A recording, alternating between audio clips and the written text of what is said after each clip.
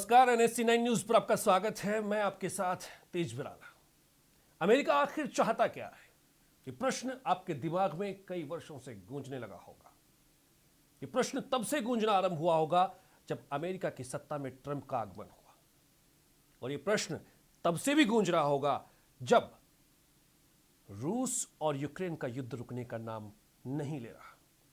लेकिन इस बीच ये राहत भरी खबर है भारत के लिए कि भारत और अमेरिका के बीच व्यापारिक तनाव कम होने के आसार दिखने लगे हैं। अमेरिकी वित्त मंत्री स्कॉट बेसेंट ने संकेत दिए कि ट्रंप प्रशासन रूस से तेल खरीदने के कारण भारत पर लगाए गए अतिरिक्त टैरिफ में कटौती कर सकता है। दावोस शिखर सम्मेलन में स्कॉट बेसेंट ने संकेत दिए कि भारत पर लागू 25% अतिरिक्त टैरिफ को हटाया जा सकता है। वर्तमान में रूस के साथ व्यापार के चलते भारत को कुल 50% टैरिफ का सामना करना पड़ रहा है। अमेरिकन राष्ट्रपति डोनाल्ड ट्रंप ने भी हाल ही में एक अच्छे समझौते की उम्मीद जताई। अगर यह फैसला लागू होता है तो यह दक्षिण एशियाई देशों के लिए आशा की किरण और भारतीय अर्थव्यवस्था के लिए बड़ी गुड न्यूज साबित होगा।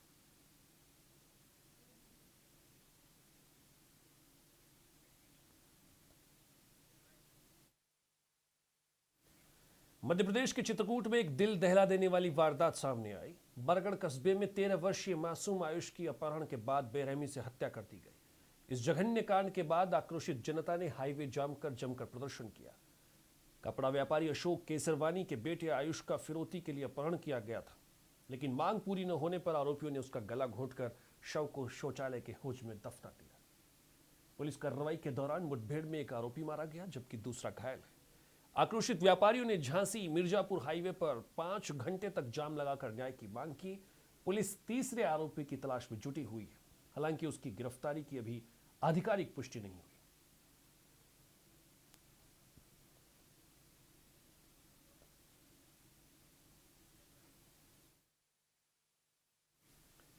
राजस्थान में भर्तियों को लेकर छिड़ा हुआ विवाद रुकने का नाम नहीं ले रहा है।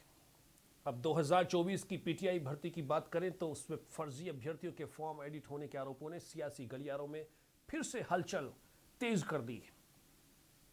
आरएलपी नेता लादूराम गोधारा ने इस प्रक्रिया की पारदर्शिता पर गंभीर सवाल उठाए। लादूराम गोधारा ने बोर्ड की कार्यप्रणाली को कटघरे में खड़ा करते हुए पूछा कि यदि सिस्टम में सेंध लगाकर फर्जी अभ्यर्थियों के फॉर्म एडिट किए जा सकते हैं तो फिर ओएमआर शीट की सुरक्षा की क्या गारंटी है। उन्होंने आशंका जताई कि जब फॉर्म के साथ छेड़छाड़ संभव है तो परीक्षा परिणामों को प्रभावित करने के लिए ओएमआर के साथ भी खिलवाड़ हुआ होगा। गोधारा के इन तीखे सवालों ने प्रदेश के हजारों बेरोजगार युवाओं की चिंताओं को बल दिया है, जो निष्पक्ष जांच की मांग कर रहे हैं।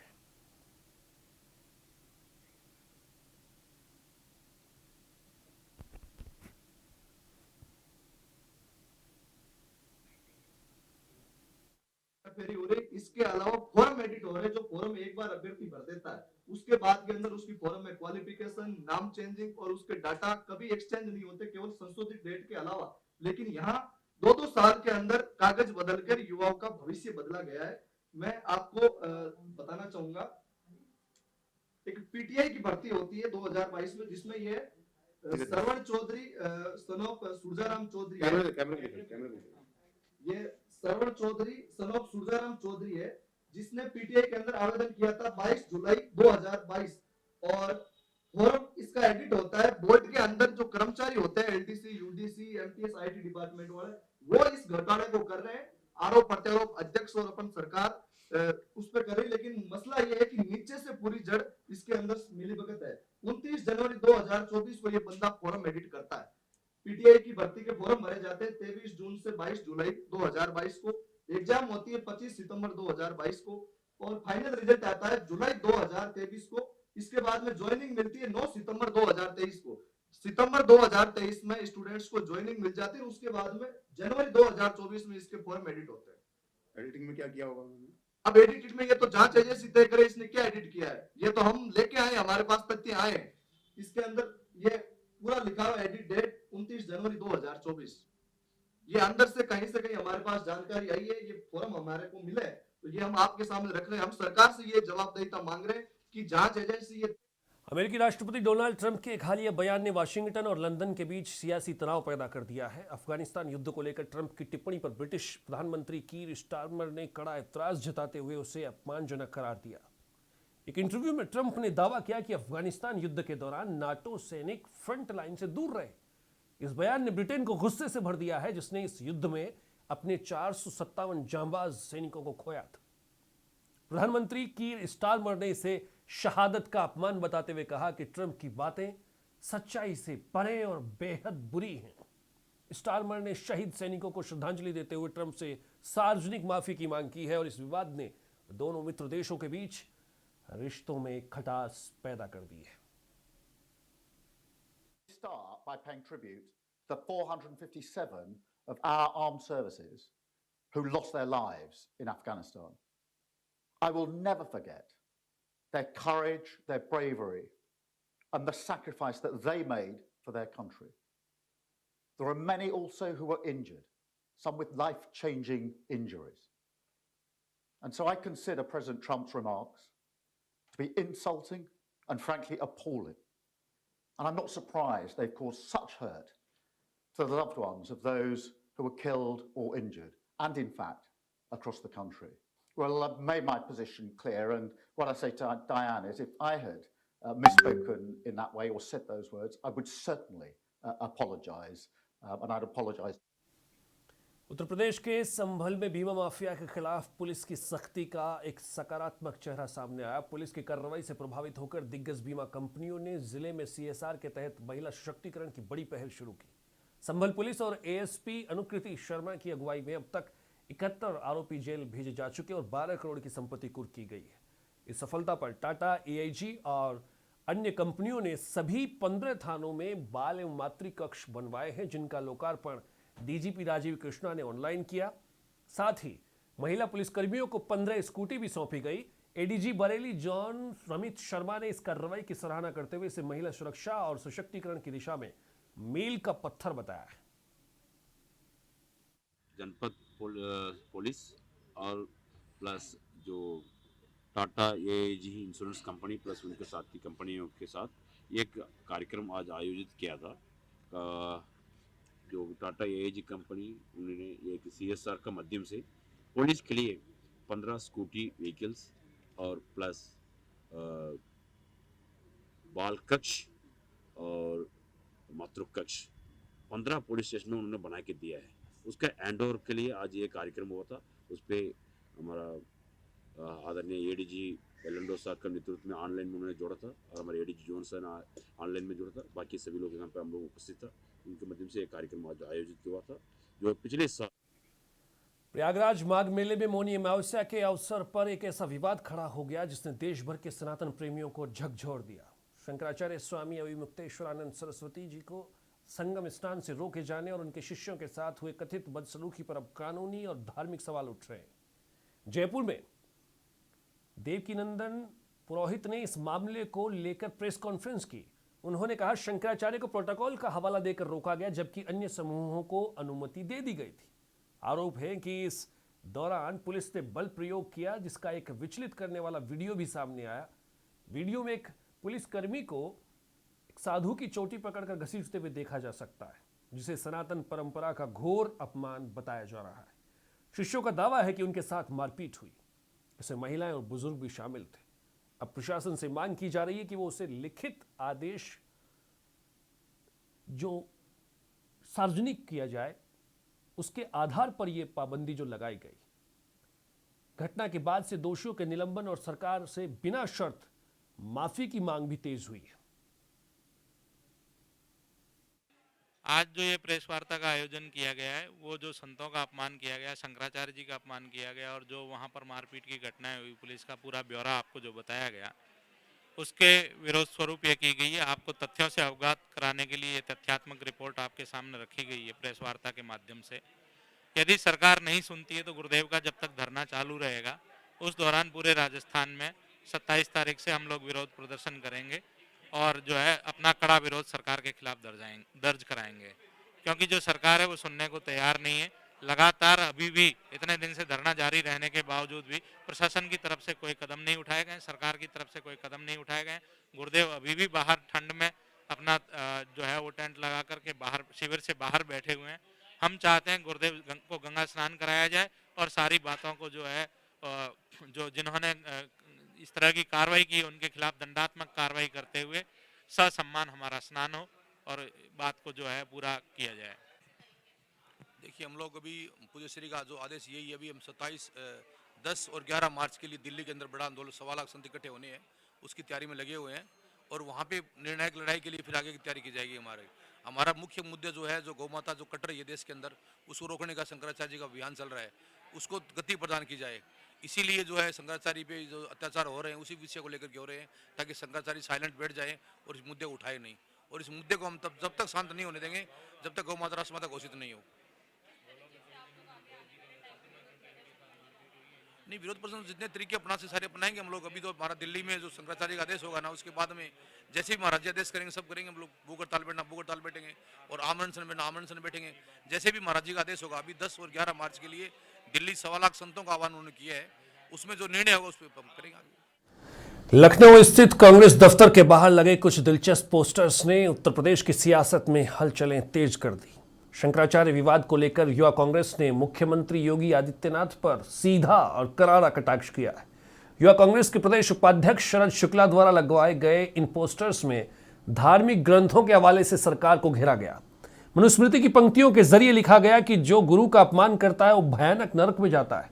वहीं प्रयागराज में बटुक ब्राह्मणों की शिखा यानी चोटी खींचने की घटना पर श्री रामचरितमानस की चौपाई का सहारा लेते हुए तंज कसा गया, जाको प्रभु दारुण दुख देहि ताकि मति पहले हर ले ही। ये पोस्टर अब सोशल मीडिया पर तेजी से वायरल हो रहे हैं।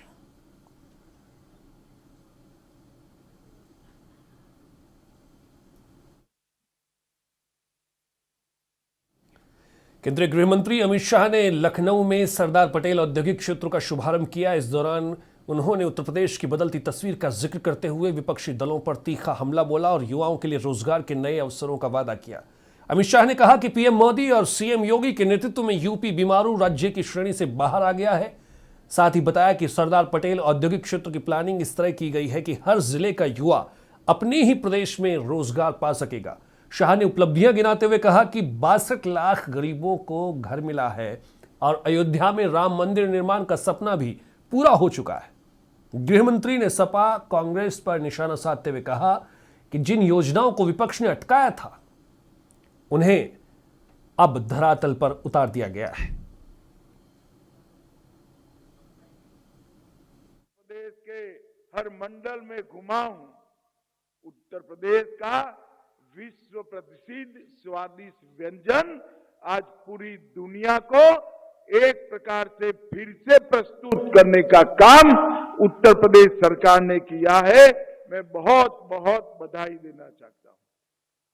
मित्रों, आज देश के लौह पुरुष सरदार पटेल के नाम से सरदार पटेल औद्योगिक क्षेत्र योजना का शुभारंभ हुआ। उत्तर प्रदेश को $1 ट्रिलियन की इकोनॉमी बनाने के लिए ये बहुत महत्वपूर्ण योजना साबित होने वाली है और इसका डिटेल प्लानिंग किया गया है। प्रथम चरण 25-26 में आज 6 जोन का शिलान्यास हुआ। द्वितीय चरण में 6 जोन का लोकार्पण होगा और 30 जोन का शिलान्यास होगा 26-27 में।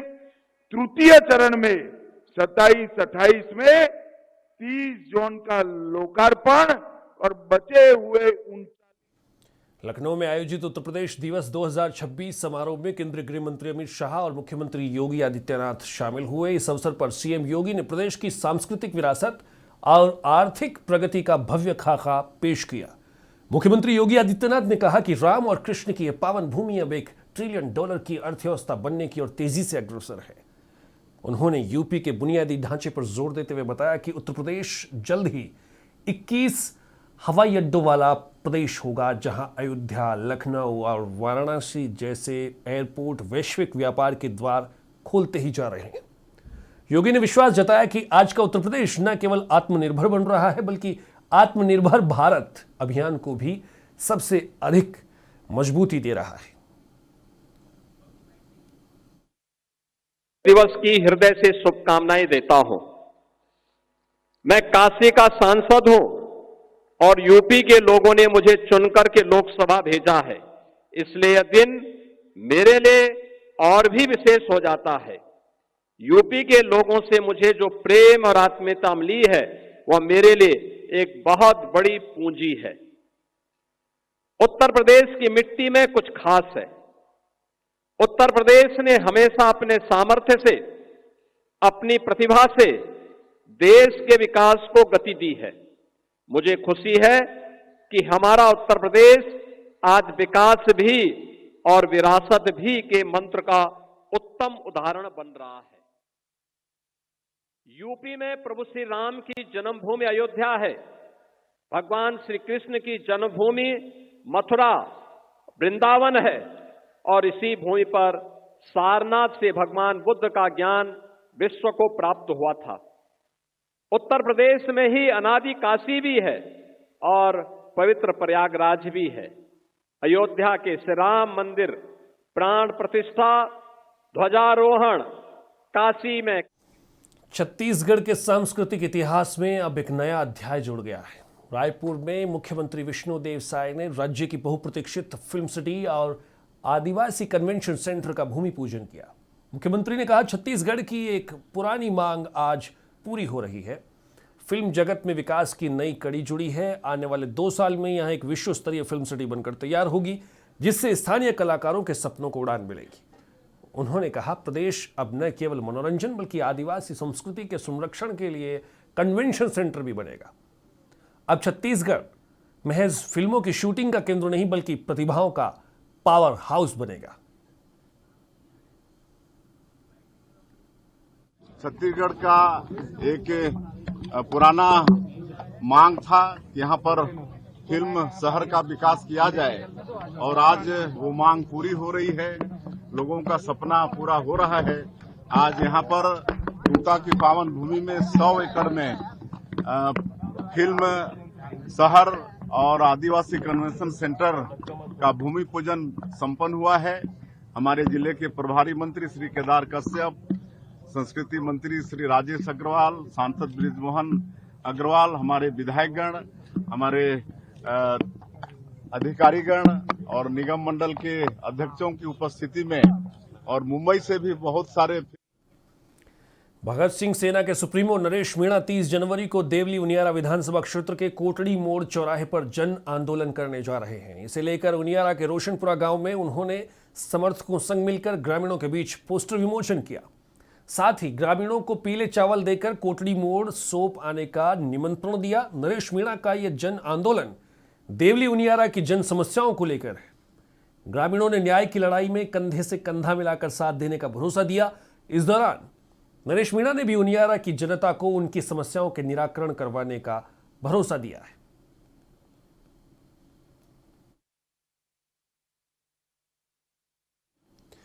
कुरुक्षेत्र से खबर मिल रही है, जहां केंद्रीय मंत्री मनोहर लाल के चीफ मीडिया एडवाइजर और जन चेतना ट्रस्ट के अध्यक्ष सुदेश कटारिया ने मीडिया को जानकारी देते हुए बताया कि हरियाणा सरकार की ओर से संत शिरोमणि गुरु रविदास जी की 649वीं जयंती पर कुरुक्षेत्र के उमरी में 31 जनवरी को राज्य स्तरीय समारोह का आयोजन किया जाएगा।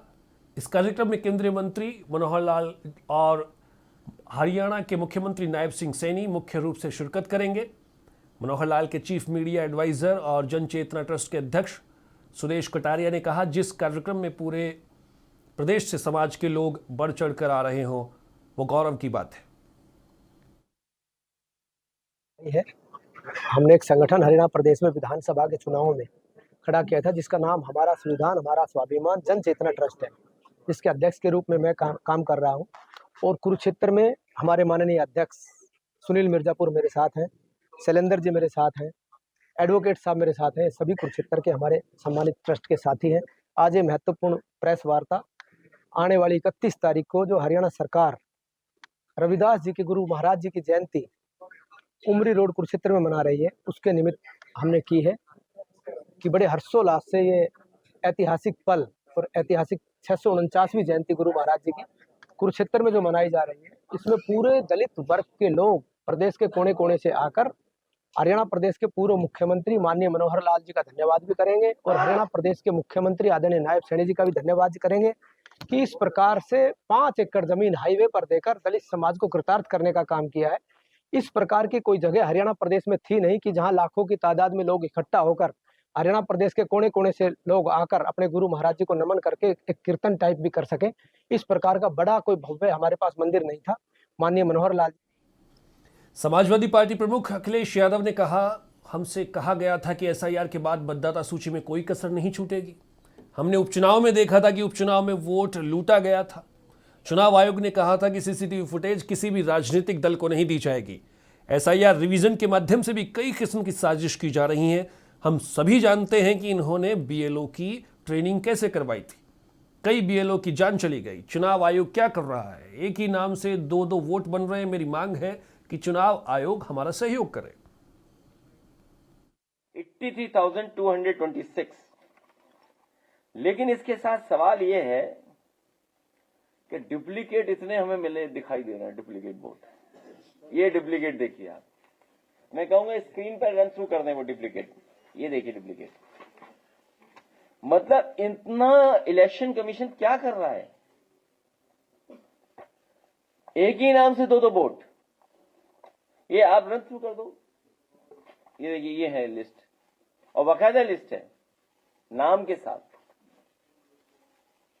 और तब हम लोगों ने, जब हम अपने एफर्ट से मैनुअली, हमें कोई टेक्निकल सपोर्ट नहीं मिल रहा है, हम कैसे ढूंढेंगे? हम कैसे ढूंढेंगे कि डबल है नाम? हम कितने पन्ने पलटेंगे? तो मेरी मांग है कि इलेक्शन कमीशन हम लोग का सहयोग करे। वो टेक्निकल एक्सपर्ट्स पार्टी कार्यालय भेज दें, या कोई लैब हो या कोई ट्रेनिंग इंस्टीट्यूट हो, वहां हम अपने वर्कर्स को भेजेंगे बूथ स्तर के, जिससे कि वो भी ट्रेन हो। भाजपा नेता और पूर्व सांसद बृजभूषण शरण सिंह ने एक निजी स्कूल के उद्घाटन समारोह में कांग्रेस पर तीखा हमला बोला। उन्होंने कहा, राहुल गांधी कभी देश के प्रधानमंत्री नहीं बन सकते क्योंकि वो 2 नाव पर सवारी करते हैं। चुनाव के समय खुद को हिंदू दिखाते हैं, लेकिन चुनाव बीतते ही हिंदुओं को गाली देने लगते हैं। बृजभूषण ने माघ मेले में शंकराचार्यों पर पाबंदी के सवाल पर टिप्पणी से बचते हुए कहा कि वे वहां मौजूद नहीं थे। उन्होंने सुल्तानपुर से चुनाव लड़ने की इच्छा जताई और पूछा, क्या मुझे वोट मिलेंगे? देखिए, थोड़ा शब्द हल्के हैं, लेकिन राहुल गांधी इस देश के प्रधानमंत्री नहीं हो सकते। मैं बृजभूषण सिंह बोल रहा हूं। क्यों नहीं हो सकते? क्योंकि वो 2 नाव की सवारी कर रहे हैं। चुनाव में वो हिंदू बन जाते हैं और चुनाव के बाद हिंदुओं को गाली देते हैं। तो 2 नाव की सवारी करके इस देश में। मुरादाबाद पहुंचे उत्तर प्रदेश के कैबिनेट मंत्री धर्मपाल सिंह ने समाजवादी पार्टी पर तीखा हमला बोला। अखिलेश यादव पर निशाना साधते हुए उन्होंने कहा कि सपा मुखिया प्रदेश का माहौल खराब करने की कोशिश कर रहे हैं। धर्मपाल सिंह ने कहा, भाजपा संतों का सम्मान करने वाली पार्टी है, जबकि सपा को सिर्फ अराजकता से मतलब है। मिर्जापुर और बिलारी के मामलों पर उन्होंने स्पष्ट किया कि धर्मांतरण पर पूर्ण प्रतिबंध है और दोषों के खिलाफ सख्त कार्रवाई होगी। मंत्री ने दावा किया कि आगामी पंचायत चुनाव में भाजपा का परचम लहराएगा। आज उत्तर प्रदेश के स्थापना दिवस के अवसर पर मुरादाबाद जनपद में हम लोगों ने माननीय गृह मंत्री जी अमित शाह जी को पूरे निष्ठा के साथ सुना। उत्तर प्रदेश की परिकल्पना साकार करने के लिए उत्तर प्रदेश के 75 जिलों में ये आयोजन हुआ है और आज मुरादाबाद में जिस तरीके से इस आयोजन को भव्यता देने का काम किया गया है। मित्रों, उत्तर प्रदेश में इन 77 वर्षों में उत्तर प्रदेश ने चौमुखी विकास किया है। उत्तर प्रदेश की $1 ट्रिलियन इकोनॉमी हो। देश के यशस्वी प्रधानमंत्री माननीय नरेंद्र मोदी जी ने कहा कि उत्तर प्रदेश के किसानों की आय दोगुनी हो, तो किसानों की दोगुनी आय मात्र खेती से ही नहीं होगी। किसानों की दोगुनी आय पशुपालन, दुग्ध विकास से भी होगी। आज उत्तर प्रदेश गन्ना में, कृषि में, दुग्ध। बिहार विधानसभा चुनाव में हार के बाद आरजेडी नेता तेजस्वी यादव एक बार फिर से सियासी मैदान में सक्रिय नजर आए। पूर्व मुख्यमंत्री जननायक कर्पूरी ठाकुर की जयंती के अवसर पर आयोजित कार्यक्रम में तेजस्वी ने कार्यकर्ताओं में जोश बढ़ते हुए विरोधियों पर सीधा प्रहार किया। तेजस्वी ने कहा, हम लोग कमजोर नहीं हैं, बस हमारा समय कमजोर है। उन्होंने भविष्य के प्रति भरोसा जताते हुए दावा किया कि वो समय जल्द आएगा जब बिहार की सत्ता पर गरीब राज करेगा। कर्पूरी ठाकुर को श्रद्धांजलि देते हुए तेजस्वी ने स्पष्ट कर दिया कि उनकी पार्टी सामाजिक न्याय की लड़ाई से पीछे हटने वाली नहीं। सब लोग मजबूत हैं, हम लोग कमजोर नहीं, हमारा समय कमजोर है। समय आएगा जब बिहार में गरीब राज करेगा। तो आप सब लोगों का इस अवसर पर आने के लिए आप लोगों का दिल से धन्यवाद देते हैं। धौलपुर में गणतंत्र दिवस समारोह को भव्य और सुरक्षित बनाने के लिए प्रशासन ने कमर कस ली है। शनिवार को अतिरिक्त पुलिस अधीक्षक वैभव शर्मा और डिप्टी कमांडेंट सुरेश सांखला ने आरएसी ग्राउंड पहुंचकर परेड और सुरक्षा व्यवस्थाओं का बारीकी से निरीक्षण किया। अधिकारियों ने जवानों की कदम ताल, सलामी अभ्यास और अनुशासन का अवलोकन किया। एएसपी वैभव शर्मा ने स्पष्ट किया कि सुरक्षा में किसी भी प्रकार की लापरवाही बर्दाश्त नहीं होगी। उन्होंने कार्यक्रम को गरिमामय और शांतिपूर्ण संपन्न करवाने के निर्देश दिए। ग्राउंड में मंच, यातायात नियंत्रण और आमजन की बैठक व्यवस्था की भी समीक्षा की गई। राष्ट्रीय पर्व पर जवानों द्वारा उत्कृष्ट प्रदर्शन सुनिश्चित करने के लिए अधिकारियों ने निरंतर अभ्यास पर जोर दिया है।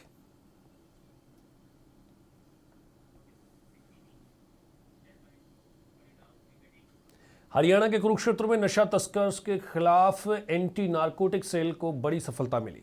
गुमथला गढ़ चौकी पर नाकेबंदी के दौरान पुलिस ने एक ट्रक से भारी मात्रा में नशीला पदार्थ बरामद किया है। चेकिंग के दौरान ट्रक से 54 किलो 484 ग्राम डोडा चूरा पोस्त मिला, जिसकी अंतर्राष्ट्रीय बाजार में कीमत करीब 2.5 लाख रुपए आंकी गई। पुलिस ने पटियाला निवासी आरोपी जगजीत सिंह और रमेश सिंह को गिरफ्तार किया है। थाना सदर पेहवा में एनडीपीएस एक्ट के तहत मामला दर्ज कर आरोपियों को अदालत में पेश किया गया। नशा मुक्त हरियाणा अभियान के तहत कुरुक्षेत्र पुलिस की एक प्रभावी कार्रवाई मानी जा रही है। पुलिस अधीक्षक श्री नीतीश अग्रवाल के दिशा निर्देश अनुसार नशीला पदार्थों की रोकथाम के संबंध में एएनसी के केआर की टीम सदर पेवा एरिया में गश्त पर थी।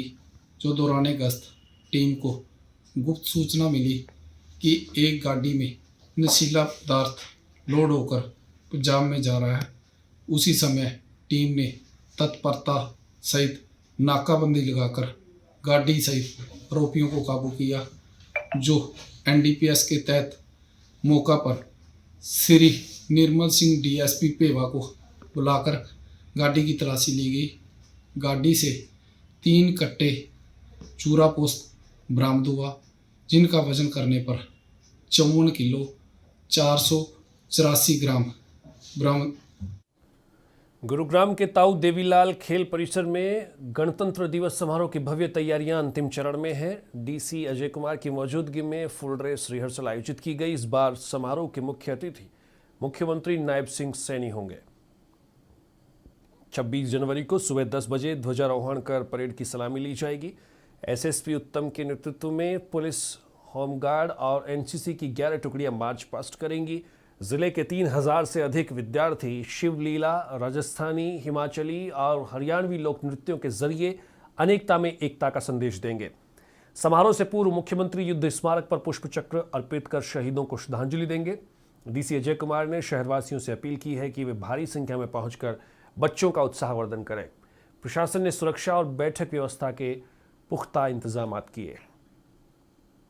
गणतंत्र दिवस पूरे हर्षोल्लास से मनाया जाए, इसके लिए आज फुल ड्रेस रिहर्सल आयोजित की गई, जिसमें जितनी भी गतिविधियां हैं उन सब की उसका विश्लेषण किया गया। उसमें कोई कमियां हैं वो जांची गई और तैयारियां सारी पूरी हैं। परेड में भी बहुत बड़ी संख्या में हमारे जवान हिस्सा ले रहे हैं। साथ ही साथ जितने हमारे कल्चरल कार्यक्रम है उसमें 3000 से ज़्यादा बच्चे उसमें हिस्सा ले रहे हैं, पार्टिसिपेट कर रहे हैं। एंड पूरा अच्छा एक कार्यक्रम आयोजित हो, इसके लिए सारी तैयारियां।